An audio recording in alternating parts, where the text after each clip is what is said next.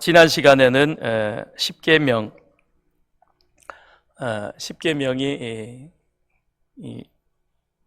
어떤 경위를 통해서 우리에게 주어졌는가 하는 것에 대해서 말씀을 드렸습니다. 십계명이 하나님이 이스라엘 백성들에게 계명을 주신 것은 그것은 하나님과 어떤 관계를 맺어야 할 것이냐, 그 다음에 이웃과는 어떤 관계를 맺어야 할 것인가, 그것은 하나님이 이스라엘을 보배롭고 존귀한, 세상에서 가장 귀한 존재로 여기겠다, 그렇게 하나님이 출애굽기 19장 5절 6절에서 그렇게 말씀을 하셨죠.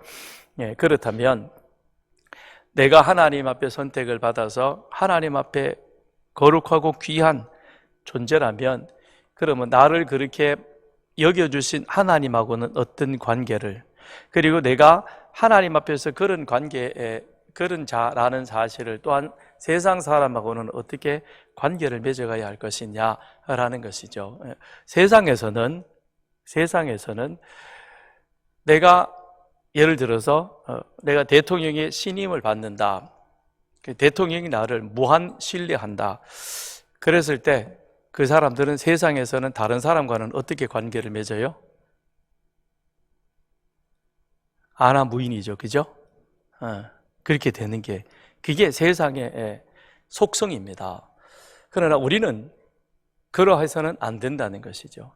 그게 십계명 속에 하나님께서 이제 그 말씀을 담고 있는 것이죠. 그래서 십계명은 두 부분으로 되어 있다. 우리 잘 아는 것이죠. 1계명부터 4계명까지 하나님과의 관계, 그 다음에 5계명부터 10계명까지는 사람과의 관계에 대해서 그렇게 되어져 있는 것이죠. 자, 93문을 한번 보시겠습니다.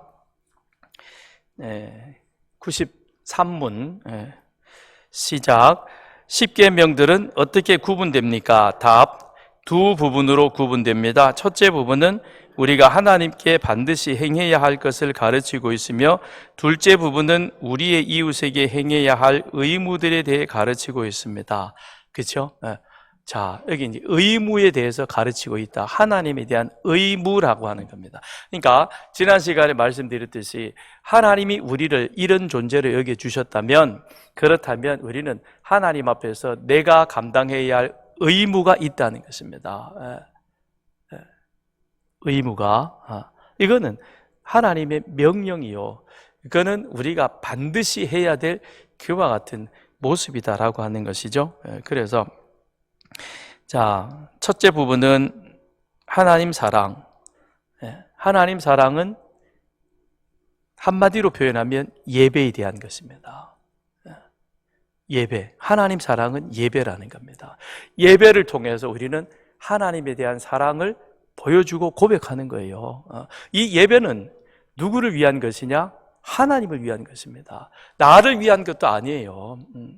예배를 통해서 위로받게 하시고, 그건 잘못된 생각이에요. 예배를, 우리의 예배가 하나님이 받으실 만한, 하나님이 기뻐하실 만한 예배가 되어진다면 이미 우리 안에는 하나님의 은혜로 충만한 거예요.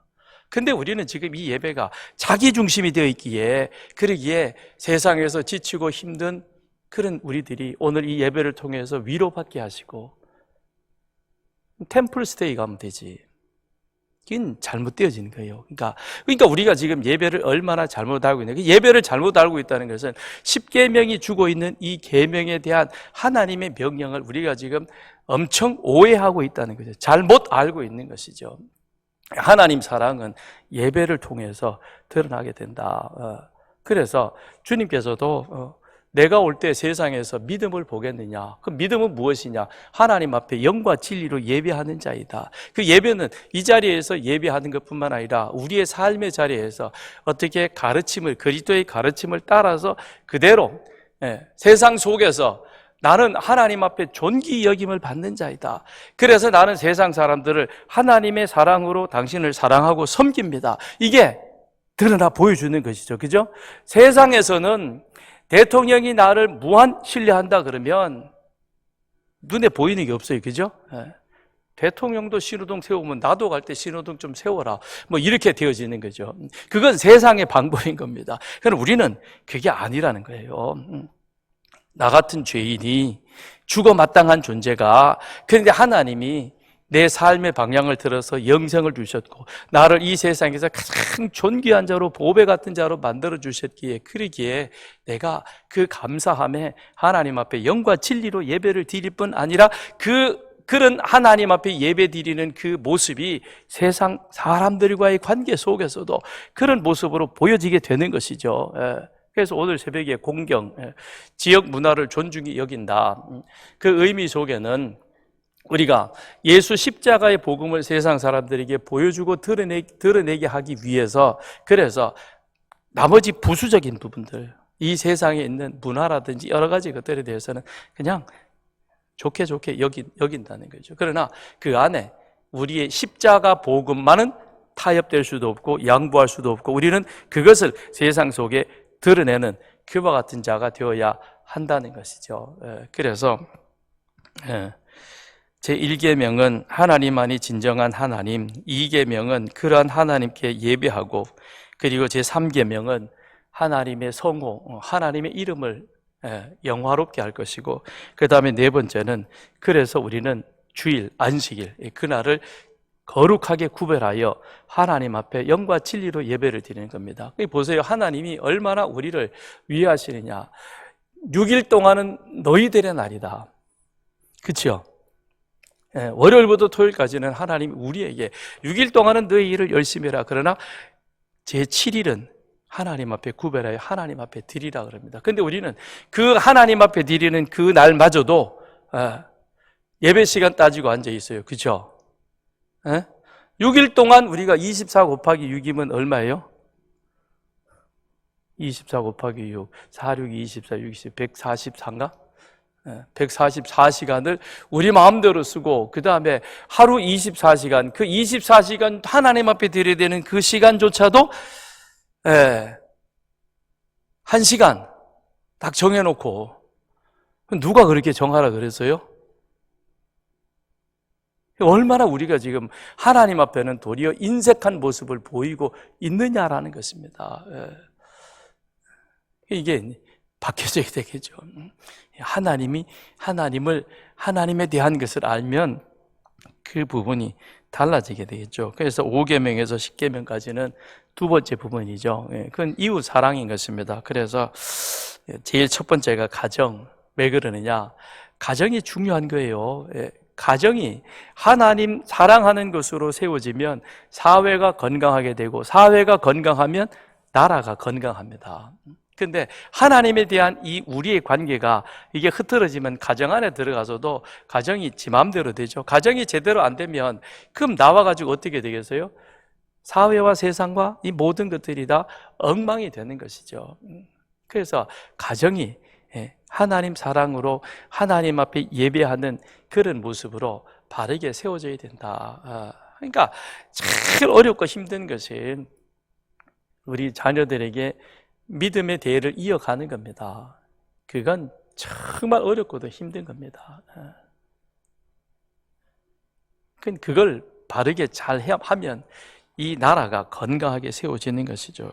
제6계명은 인간, 7계명은 결혼, 8계명은 이웃 재산, 그 다음에 9번째 거는 이웃 평판, 그리고 마지막 10번째 것은 1계명에서부터 9계명을 전부 요약해가지고, 그래서 율법 전체가 무엇을 요구하고 있느냐, 그것은 악한 행위를 금할 뿐만 아니라 또한 우리 마음 생각까지도 우리는 그것이 하나님의 말씀에 이게 통제함을 받아야 된다라는 것이죠. 그래서 주님께서도 그랬죠.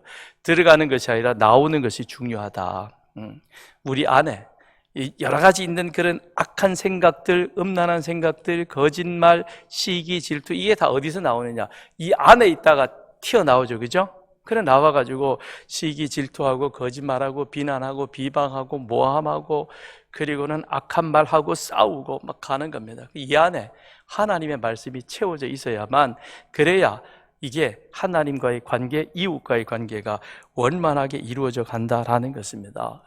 그래서 10계명은 그것은 믿는 우리들에게 있어서 의무사항입니다.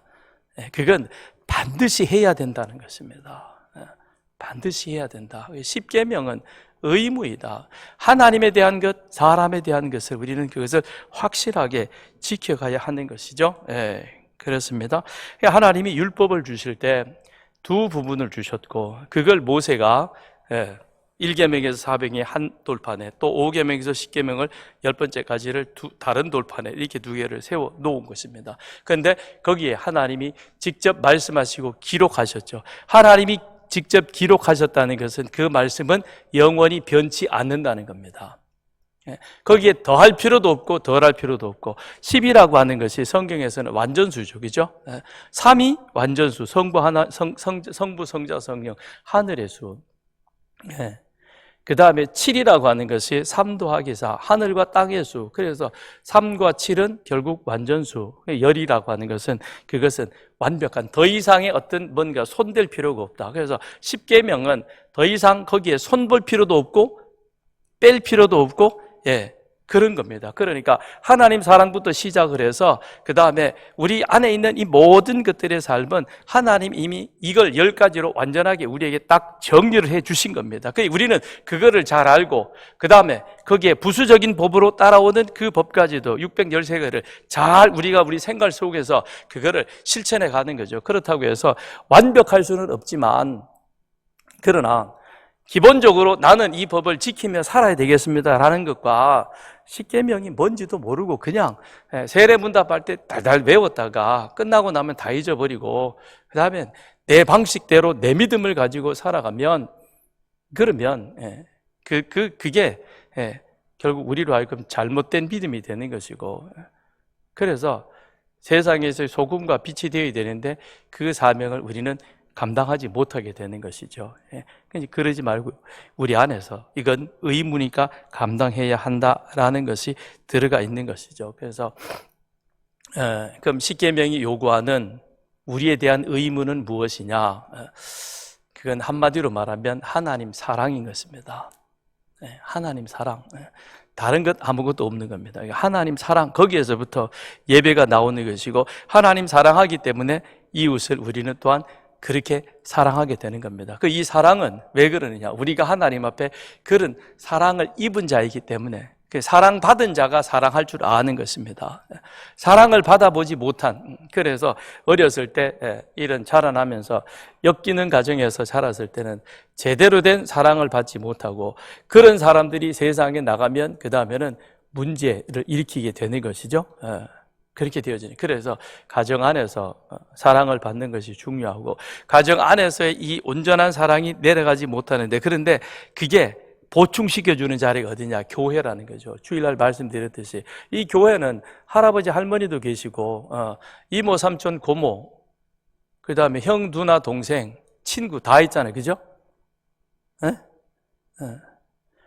강다일이하고 나하고 피도 안 섞였어요.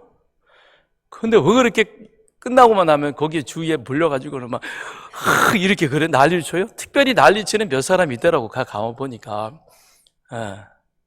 그래서 카페 가서도 막 밥도 못 먹게 막 난리를 쳐요. 근데 걔 입장에서 보면요, 이게 얼마나 자기가 풍요로운 사랑 속에 살아가는지 모릅니다. 그렇잖아요? 하루 일주일 내내 자기 아빠만 쳐다보고 있다가 자기 엄마만 보고 있다가 주일날 오면은 세상 천지에, 그죠? 서울산에서 제일 잘생긴 목사님부터 시작해가지고 제가 왜 이 얘기 할게요? 여러분이 너무 심각하게 앉아있어서 제가 그냥 자뻑한 거예요. 좀 재밌어 봐요. 그렇잖아요. 그러니까 그 와가지고는 누구든지 다 보고 그 다음에 하여튼 가는 게 힘들어. 학생부에서 튀어나와가지고 막 만지고 사진 찍고 또 밥 먹는데 그러고.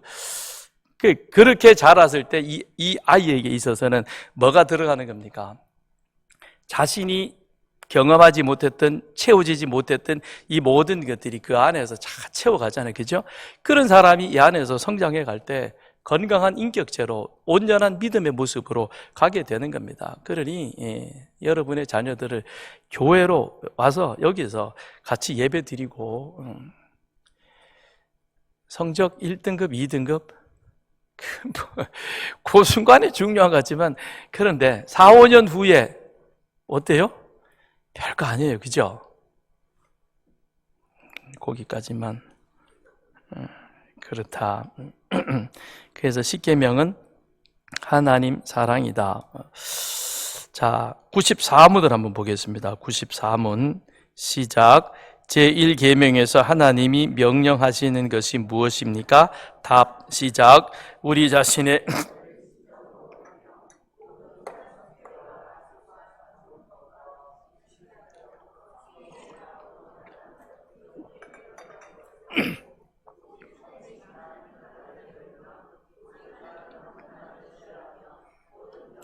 인내로서 하나님께 굴복하며 모든 좋은 것을 오직 하나님께 바라며 사랑과 두려움으로 온 마음을 다해 하나님을 영화롭게 하는 것입니다.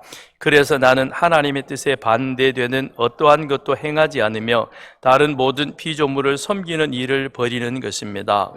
그래서 제1계명이 너는 나 외에 다른 신들을 내게 두지 말라 그랬습니다. 나 외에, 하나님 외에, 여호와 외에 다른 신, 하나가 아니라 신들이라 그랬습니다. 그러니까 이 땅에는 우리 인간들이 만들어 놓은 많은 신들이 있다는 것이죠. 그 모든 것들을 우리에게는 다 버리고 오직 하나만, 누구만, 여호와 하나님만을 우리는 경외의 대상으로 그렇게 내 삶 속에 인정해야 한다라는 것이죠. 그러므로 이 제1계명은 다른 신들을 내게 두지 말라는 것은 우리로 하여금 우상 숭배하지 말라는 것입니다. 그럼 우상이라고 하는 것이 무엇이냐? 한 관리가 예수님께 찾아와서 어떻게 하면 영생을 얻느냐고 묻습니다. 그랬더니 예수님이 율법을 다 지켜라 그랬어요. 그랬더니 나 그거 어려서부터 다 배워서 지켰습니다. 그랬더니 예수님이 그 다음에 뭐라 그러셨죠? 가서 내 재산 팔아가지고 가난한 어려운 이웃들에게 나눠주라 그랬습니다. 그랬더니 아멘 그러고 갔어요. 그죠? 에? 안 했어요. 그죠? 이후로 답이 없었더라. 근심하며 갔습니다. 왜요? 재산이 많아서. 그럼 이 사람에게 있어서 재물이 우상인 것이죠. 그죠? 그러면 우상이라고 하는 것이 무엇이냐? 자, 95문에 그 답을 해주고 있습니다. 우상 숭배란 무엇이냐? 우상 숭배란 말씀 안에서 자신을 계시하신 오직 한 분이신 하나님 대신에 어떤 다른 물건들을 만들어서 그 신뢰하는 것입니다. 네. 자, 그래서 94문과 95문 이것은 하나님 예배에 대한 하나님만 사랑하는 것에 대한 것인데, 그런데 거기에는 다른 신들을 두지 말라, 즉 우상을 만들지 말라, 우상을 내 가까이 두지 말라. 그런데 그것을 내 마음 안에서 더 많이 생각하고 하나님보다 우선순위에 두면 그것이 바로 우상 숭배가 된다는 것이죠. 그러니까 하나님은 너의 삶 가운데서 제일 우선순위가 나 여호와가 되어야 한다라는 것입니다. 그건 왜 그러느냐? 내가 너를 세상에서 가장 가장 우선되는 자리에 너를 내가 인정을 하는, 그러니 너도 나에 대해서는 이런 자세를, 태도를 갖추어야 된다는 겁니다. 하나님이 나를 최우선으로 생각한다면 나 역시 하나님 앞에 최우선으로 하나님을 그 자리에 두는 것, 이것이 우리에게 있어서 마땅한 모습입니다. 그게 바로 사랑인 것이요. 그 사랑의 표현이 우리가 하나님 앞에 예배하고 경배하는 그런 자세로 나가게 되는 것이죠. 그런데 최우선으로 하나님을 두지 아니하고 그다음 다른 어떤 것들, 그것이 이 관리처럼 물질이 될 수도 있고, 또 어떤 사람은 그랬잖아요. 미래의 대한민국 대통령은 나다 그래가지고 그걸 써붙여 놓고, 물론 목표를 삼는 건 좋습니다만, 그러나 근데 그분이 장로예요. 참 어떻게 설명을 해야 되는지 좀 그래요. 그죠? 하나님보다 그게 더 우선이 되어버리면 그것 또한 우상이 되는 것이죠. 권력이 되는 것입니다. 어떤 분에게는 자녀가 그의 삶에 있어서 우선이 되는 그런 부분들도 있습니다.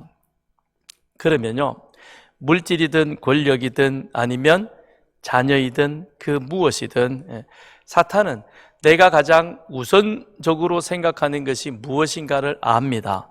그래서 늘 그걸 가지고 우리를 시험에 들도록 흔들어 놓는다는 겁니다. 그러니까 물질이 우선인 사람에게는 늘 물질로 인하여 시험에 드는 겁니다. 자식이 우선인 사람은 자식 때문에 항상 시험거리 기도 제목이 끊이지 않는 것입니다. 그거를 나 외에 다른 신들을 내게 두지 말라라고 하신 그것은 우상 숭배이지만 동시에 그 말씀 속에는 무엇이 있느냐? 첫째는 하나님에 대한 바른 지식이 무엇인가를 우리들 하여금 깨닫게 해 주신다라는 것입니다. 나 외에 다른 신들을 두지 말라. 그것이 나의 삶의 우선순위가 하나님이 되어야 된다. 그런데 그것이 하나님 아닌 다른 것이 되면 우상 숭배가 되는 것이다. 그렇다면 이 말씀은 결국 우리들에게 첫째는 무엇을 깨우치기 위한 것이냐? 하나님에 대한 것은 오직 성경을 통해서만 우리가 알 수 있다는 것이죠. 하나님에 대한 바른 지식을 우리가 가져야, 그래야 우리 삶의 최우선이 하나님이 되어가는 것이고, 그래야 우리는 하나님의 다른 것들을 우리의 우선순위로 두지 않게 되어지는데, 그런데 그건 어디서 배우느냐? 성경에서 배우는 거예요. 세상에서 이걸 가르쳐 주지 않아요. 그렇기 때문에 이 설교 시간이 이게 여 안에서 엉뚱한 얘기할 시간이 없다는 거예요. 하나님에 대한 것을 얘기하기도 지금 벅찬 시간인데, 근데 지금 사탄은 한국교회 강단을, 한국교회뿐만 아니죠, 이 교회의 강단을 무엇으로 바꾸느냐? 심리 상담, 간증, 번영신학, 이딴 것들로 이거를 만들어 가지고는 하나님의 말씀이 점점 이 강단에서 멀어지게 만드는 겁니다. 여기는, 교회는 오직 하나님 말씀만을 배우는 겁니다. 교회에서 뭘 더 배우겠어요? 성경을 배워야 돼요. 성경을 배워서 우리는 다 어느 정도까지 가야 되느냐? 그리스도의 장성한 분량까지 이르는 것이죠. 그렇다면 우리가 성경을 배워서 우리는 어느 수준까지 가야 되느냐? 누구를 제가 이번 주에 장로님 어린이부 가서 설교하십시오. 그럼 가서 설교해야 돼요. 그 정도로 되죠. 그거야 목사님이 하는 일이지. 목사님이 월급 받는데 그러면 돼요, 안 돼요? 월급이에요, 뭐라 그래야 돼요? 다 잊어버렸네. 따라하십시다. 신수비. 저는 여러분들이 그런 수준으로까지 올라갈 수 있도록 옆에서 도와주는 역할을 하는 것이고, 그래서 우리는 모든 분들이 다 그런 역할을, 그 일들을 감당할 수 있는 그런 자리까지 가야 되는 겁니다. 그 바울이 뭐라 그랬어요? 언제까지 어린아이같이 젖만 먹을 거냐? 딱딱한 음식까지 먹을 수 있도록 되지 않겠느냐? 그렇죠? 그래서 그렇게 노력해야 된다. 두 번째, 이 제1계명은 하나님에 대한 확신을 갖게 한다. 나 외에 다른 신들을 내게 두지 말라라고 하신 것은, 그것은 하나님이 나의 필요한 모든 것들을 책임져 주신다는 겁니다. 네가 뭐가 필요한지 내가 아니까, 그러니까 내가 그걸 공급해 줄 테니까, 그러니 다른 신들이 너에게 필요 없다는 거죠. 그걸 40년 동안 하나님이 이스라엘 백성들을 가나안 땅에서 훈련시키죠. 너에게 필요한 것이 뭐냐? 먹을 것이냐? 마실 것이냐? 입을 것이냐? 주거할 자리냐? 하나님이 광야에서 40년 동안 그거 다 책임져 주셨죠. 그죠? 우리는 안 해봤으니까 상관없는 건가요? 모른가요? 그 성경은 대표적인 것을 우리에게 얘기를 해주잖아요. 자, 그들이 나올 때에 준비 열심히 해가지고 왔지만 그 양식은 한 달도 채 가지 못해서 다 떨어지고 말았습니다. 그 다음에 사람도 먹어야 되지만 같이 데리고 나온 소와 양들도 먹어야 됩니다. 그런데 하나님이 그거를 다 책임져 주셨어요. 그렇죠? 아니, 출애굽기를 보세요. 신명기에 가서 나중에 하시는 얘기를 보시려니까 마지막 설교 가운데서 너희 가운데 굶어 죽은 사람이 있냐? 태양빛에 열사병 걸려가지고 죽은 사람이 있냐? 없다.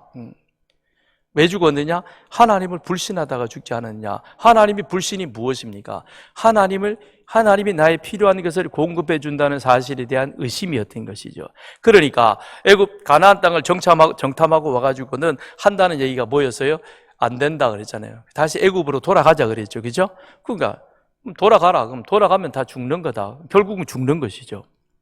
다 죽잖아요. 그다음에 세 번째, 나 외에 다른 신들을 내게 두지 말라라고 하는 것은, 그건 겸손이 무엇인가를 가르친다는 거죠. 그 겸손이 무엇이냐면, 그거는 지난 시간에 말씀드렸듯이 나는 너희를 애굽에서 노예된 종된 너희들을 내가 구원한 자다. 그러니까 너희 자체가 누구이냐, 왜 나 외에 다른 신을 두지 말아야 되냐면, 내가 참된 너희들의 구원자라는 것입니다. 내가 너희들에게 있어서 영원한 생명을 주는 자라는 겁니다. 그렇기 때문에 내 앞에 겸손해야 된다는 거죠. 그 겸손이라는 것은 하나님이 창조주, 하나님이 구원자다심을 인정할 때에 그 앞에서 겸손이 나오게 되는 겁니다. 겸손은 공경하고 같이 가는 것이죠. 겸손한 사람이 공경을 할 수 있는 것이고, 교만한 사람은 절대 공경이 되어지지 않는 것이죠. 그래서 하나님 앞에 나는 아무것도 아니라는 사실을 인정하게 되는 겁니다. 하나님만이 나에게 필요한 모든 것들을 채워주시는 분이다.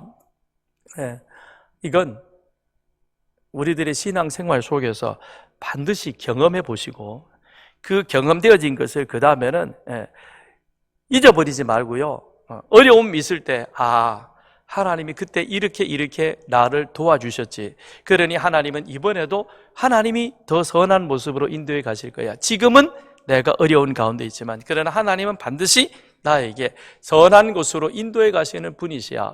그런 하나님에 대한 온전한 신뢰를 가지고 하나님 앞에 우리 자신을 맡기는 것이죠.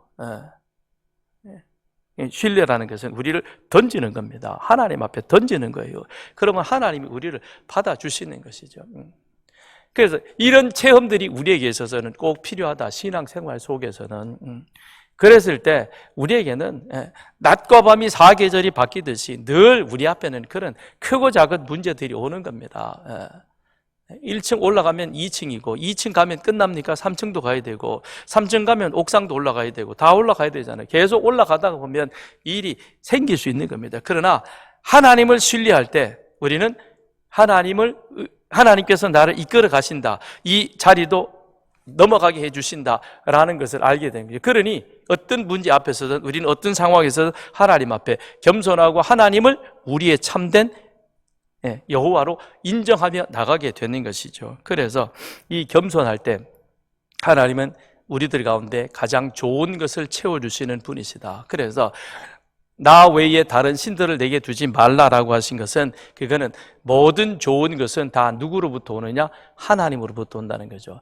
왜 우리가 자꾸 우상을 끄집어 나옵니까?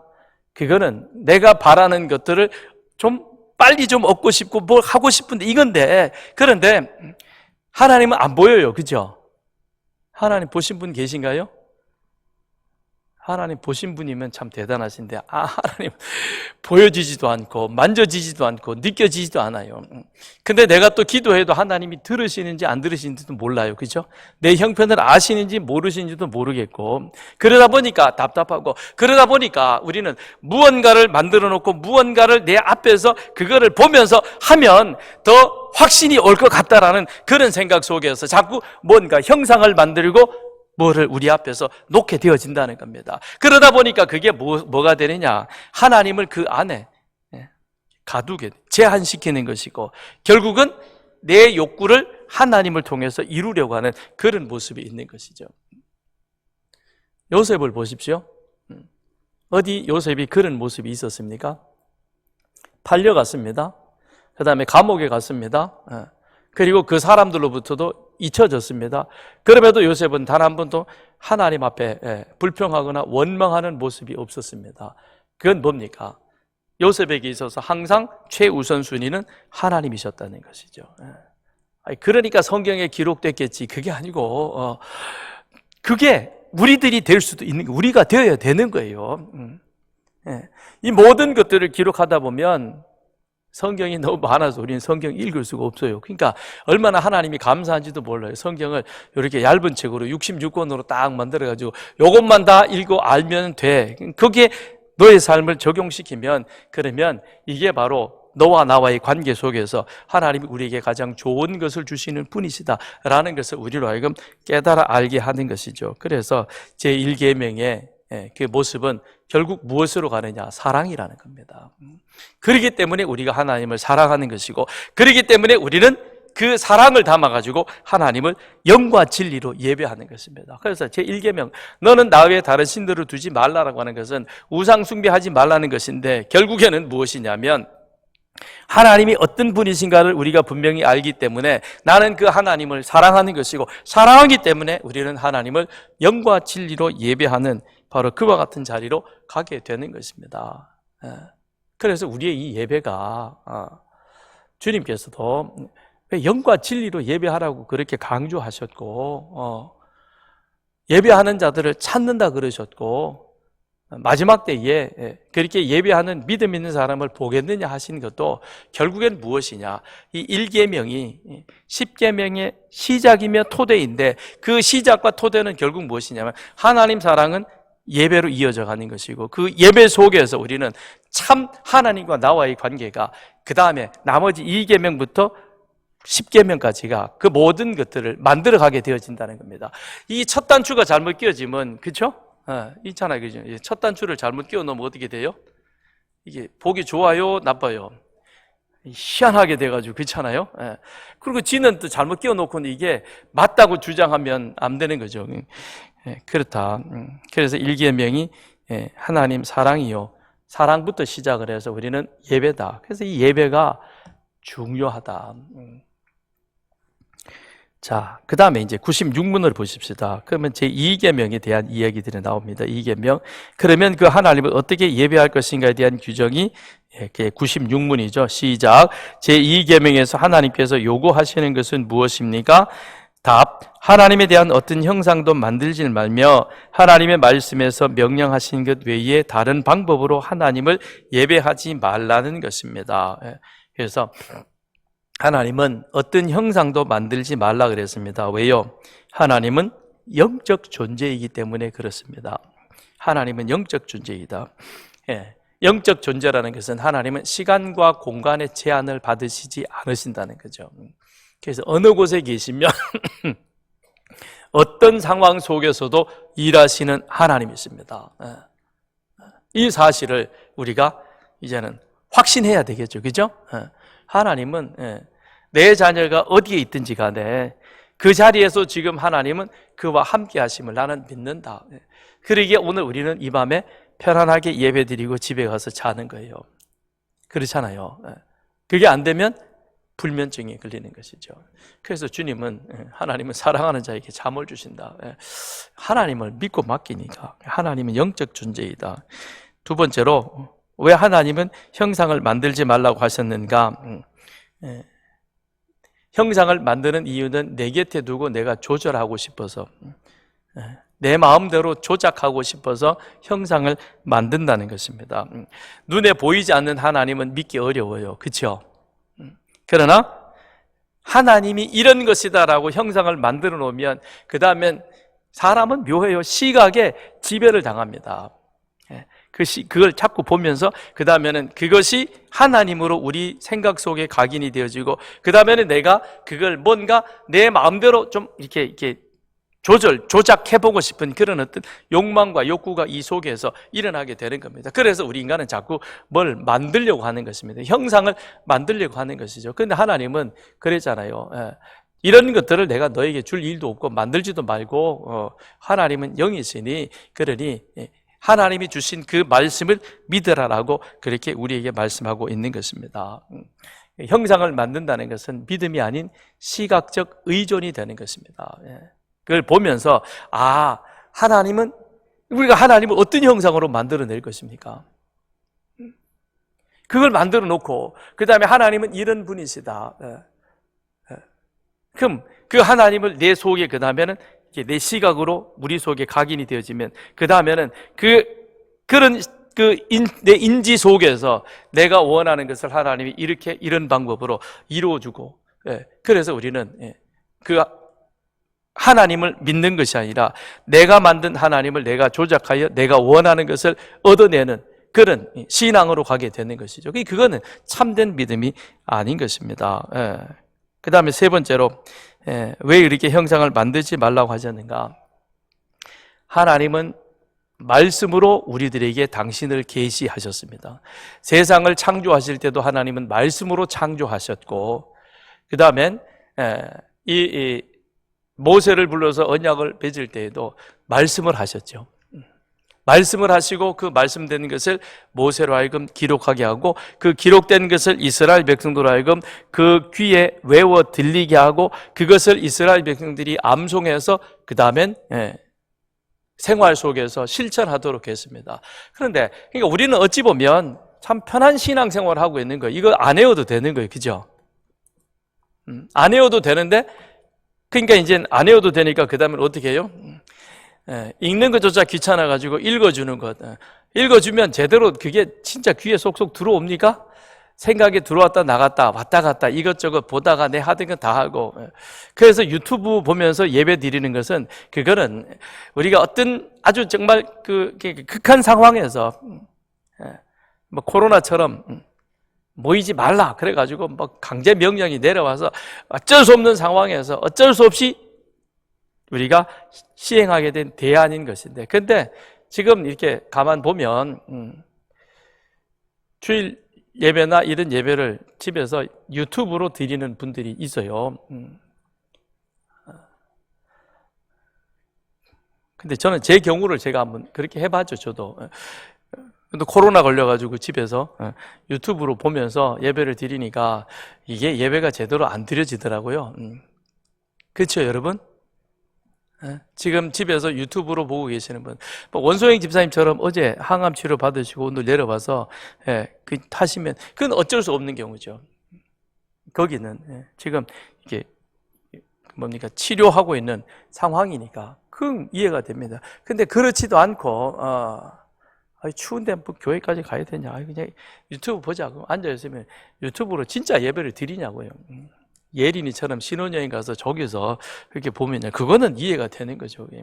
그렇지 않으면 우리는 예배당에 와야 된다는 겁니다. 이 자리에 앉아서 대면에서 예배를 드리고, 그리고 말씀을 들어야 돼요. 말씀을 들을 때는 저희들이 눈과 눈을 서로 마주하면서 봐야 돼요. 제가 가급적이면 저도 원고를 안 보려고 하는 이유는 여러분들하고 눈을 마주치면서, 근데 누구랑 잘 마주치느냐, 말씀 잘 듣는 사람하고는 자꾸 봐요. 그런데 이렇게 보다가 딴짓하고 있는 사람은 저도 안 봐요. 보면 나도 시험에 드니까. 난 열심히 준비해가지고 나와서 열심히 지금 전하는데 와서 앉아가지고는 자세가 그죠? 딱 와서 이게 등을 뒤에 딱 대고 엉덩이 붙여가지고 딱 앉은 말씀을 들을 자세가 된 거고, 그 다음에 이렇게 약간 밑 내려가면 그분은 10중 8구 제가 참 잘 재워요. 곧 잠이 든다니까. 그럼 잠드는 사람은 전 안 봐요.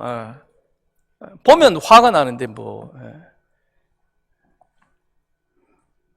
청각으로 말씀을 하나님 우리를 하여금 듣게 하셨다는 것입니다. 그래서 하나님은 우리가 눈으로 보는 존재가 아니라 하나님이 말씀으로 우리로 하여금 계시하셔서 말씀을 깨닫게 하셔서 그리하여 하나님이 어떤 분이신가라고 하는 것을 알아가게 하셨습니다. 그래서 기록된 말씀을 우리가 읽되 이 기록된 말씀을 성령의 도움을 받아서 깨우침을 받아야, 그래야 그 말씀의 본질적인 의미를 알 수 있게 되는 거죠. 그래서 성경을 기록된 계시의 말씀이라고 하는 의미도 거기에 있는 겁니다. 하나님은 우리에게 말씀하시고 말씀을 통해서 관계를 맺어가기를 원하시는 겁니다. 그러니까 형상을 만들지 않아도 될 이유가 있습니다.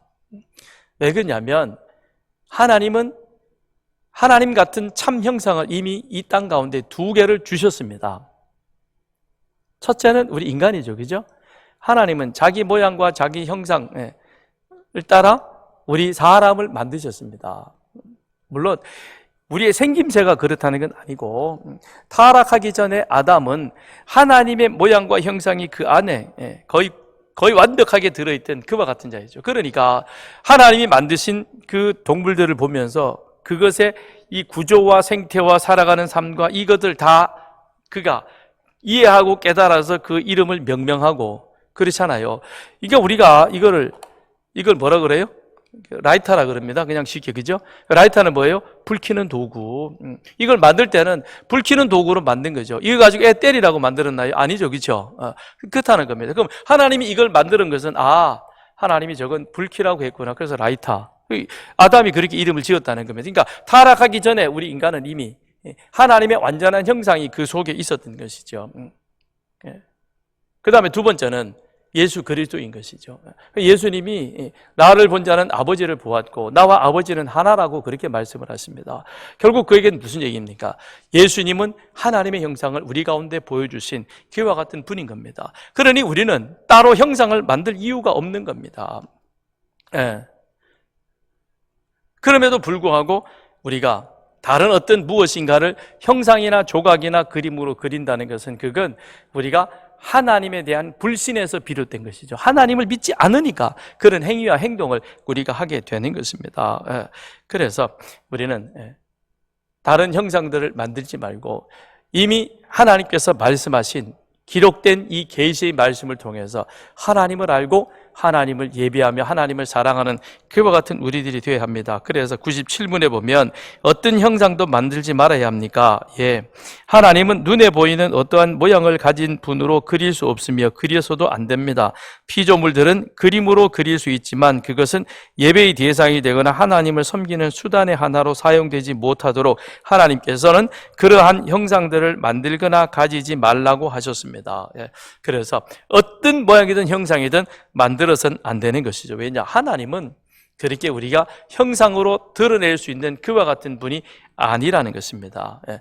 하나님은 영이시기 때문에 보이지 않는 분이시기 때문에 그렇기 때문에 우리는 더 그걸 형상화시키려고 하는 겁니다.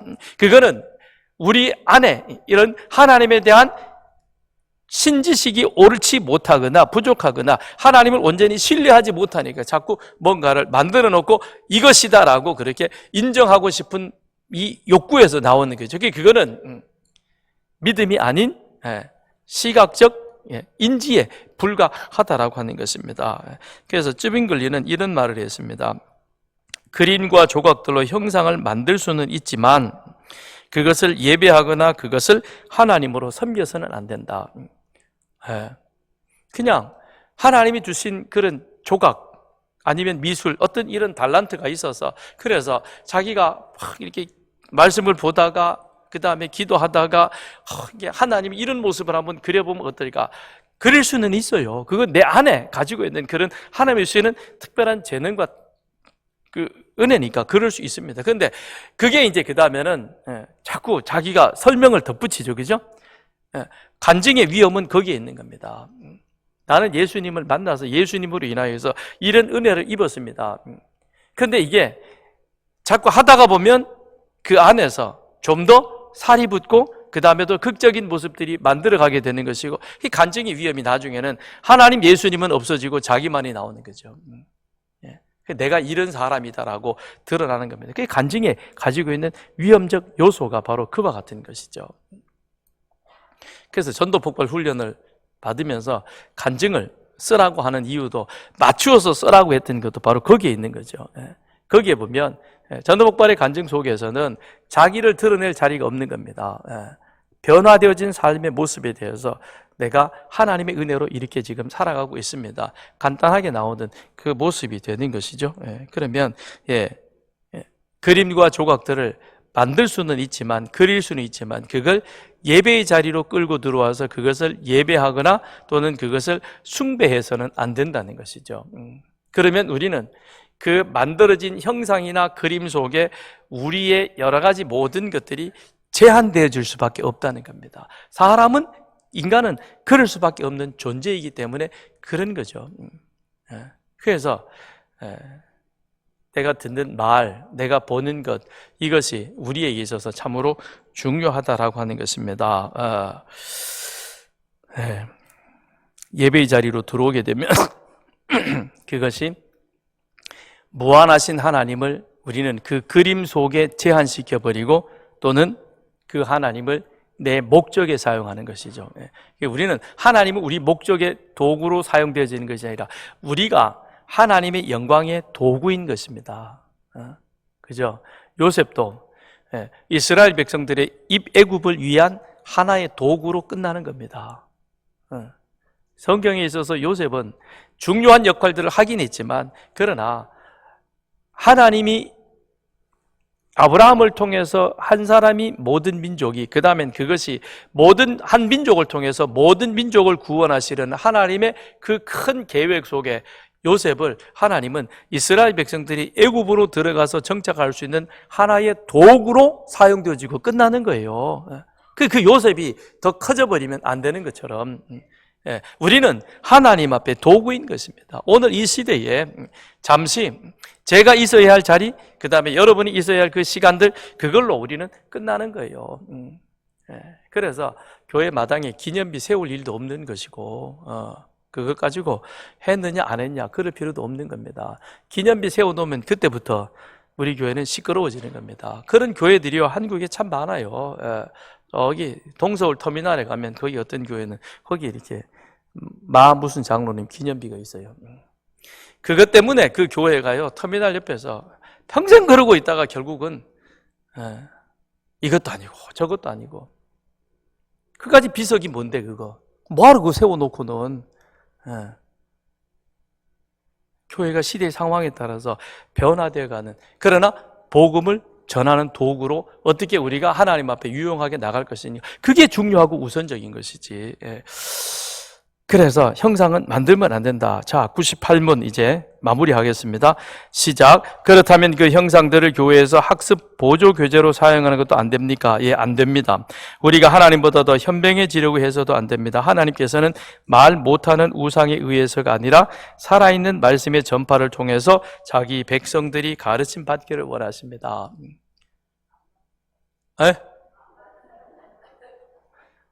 여기는 안 돼 있어요? 다음 시간에는 또 우리 24일 날은, 다음 주는 없네. 그 다음 주도 없고 내년으로 가야 되겠네. 아이고, 시간이 너무 멀리 가네. 다음 주가 아니라 내년으로 가야 됩니다. 다음 주보다 내년 거니까 되게 멀어, 그죠? 죄송합니다. 잘하려고 했는데 뭐 한다고, 아이고, 그것도 안 해주고. 보조 교재로도 사용해서는 안 된다라고 아주 단언을 하고 있습니다. 왜 그러는가? 왜 그런 보조 자료를, 그림이나 형상을 만들어서는 안 되는가? 그것은 성령과 기록된 계시의 말씀을 통해서 우리는 하나님을 아는 지식들을 쌓아가야 된다는 것입니다. 기록된 계시의 말씀, 성경 66권이 물론 이것이 정경화되어가는 그런 과정 속에 여러 많은 논의들이 있었습니다. 그러나 어쨌든 지금 이 사도들의 회의와 그 다음에 그 교회 지도자들이 함께 모여서 수많은 논의와 토론을 거친 끝에 결국에는 구약은 39권, 그 다음에 신약은 27권, 그래서 전체 66권을 우리는 캐논, 성경이다라고 그렇게 결정을 했습니다. 그러면 이 성경은 창세기부터 시작해서 요한계시록까지 오직 하나, 예수 그리스도, 그리고 십자가 구원, 이것을 우리들에게 말씀해 주고 있습니다. 그 가운데서 그러면 예수를 이 땅에 보내신 그 하나님, 세상을 창조하신 분은 어떤 분이고, 왜 하나님은 우리를 이와 같은 구원의 계획을 세우셨고, 그 구원 계획을 하나님은 어떻게 만들어 가셨는가, 이 모든 것들은 이 66권의 성경 속에서 아주 자세하고도 확실하고도 분명하게 기록되어 있습니다. 이 성경은 하나님에 대한 것, 성령에 대한 것, 예수에 대한 것, 교회에 대한 것, 가정에 대한 것, 사업에 대한 것, 모든 것들이 이 속에 다 있습니다. 이 속에 더 이상 더할 것도 없고 뺄 것도 없이, 그래서 성경을 우리가 창세기부터 요한계시록까지 전체를 계속해서 알고 배워야 되느냐, 이유가 무엇이냐. 제가 서산교회 와서 20년 동안 한 거는 이거밖에 없습니다. 초반기에는 성경이 읽어지네라는 것을 통해서 저희들이 성경을 공부했었고요.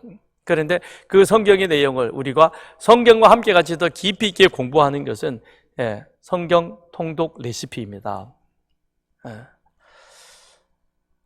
내년부터 그걸 할 터인데요. 지금에 있던 것보다 훨씬 더 내용이 깊어졌습니다.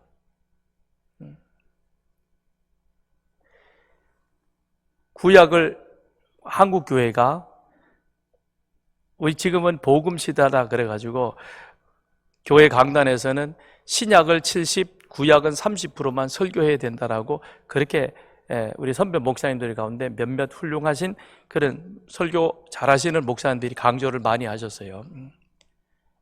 근데 구약은 이 신약의 은혜를 담는 틀입니다. 그릇이 이게 온전치 못한데, 이게 깨끗이 못한데, 제대로 안 돼 있는데, 여기다가 만일 물을, 근데 내가 물 마시려고 보니까 좀 이렇게 뭐 지저분하고 비린내가 나고 이러면 이걸 내가 마시겠어요? 안 마시겠어요? 하다 냄새나 이렇게 마시는 흉내만 내고 갖다 놓으면서 그 다음엔 제가 무슨 생각이 들겠어요? 마음속으로 진짜 어찌 이렇게 그릇도 하나 깨끗하게 못 해가지고 여기다가 이런 아니 지금은 괜찮아 이게 그렇다는 거죠. 그러면 구약이 이 복음을 담는 틀인 거예요. 이것이 완전하게 잘 갖추어져서 그게 제대로 되어 있으면 그 다음에 신약의 복음을 그 안에 담아가지고 그것을 녹여낼 때 그래서 창세기부터 시작해서 계시록까지 가는 것이 다 무엇과 연결되어 가느냐 결국은 구약에서부터 시작해서 어디를 향하여 가느냐 십자가를 향하여 가는 것이고 그 십자가의 사건이 그 다음에는 모든 민족을 향하여 나가게 되는 겁니다.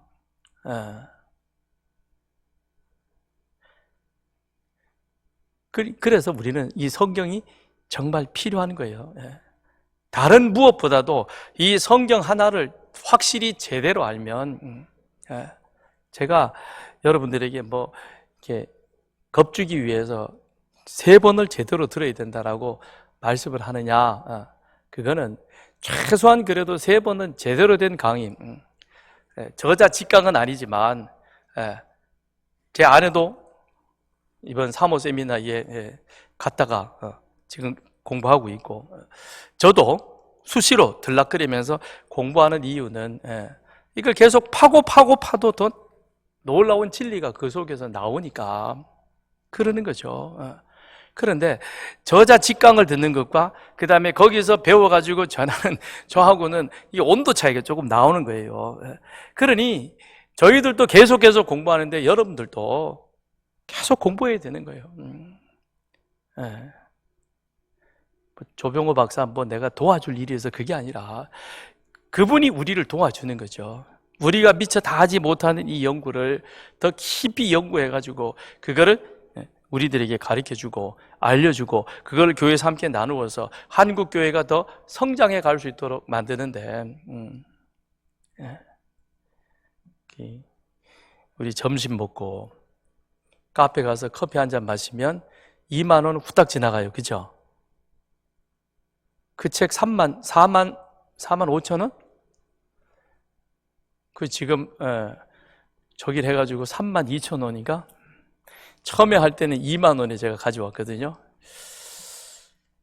제가 그걸 가져오면서도 많이 망설였어요. 이것도 가져가면 혹여나 그럴 사람이 없겠지만 목사님 그냥 저기 가서 맨날 책이나 갖다가 팔려고 그런 거 아닌가. 지금 4만 3천 원이니까 4만 5천 원이니까 얼마 그런데 그거 하나 사는 거에 대해서 우리는 생각이 많아요.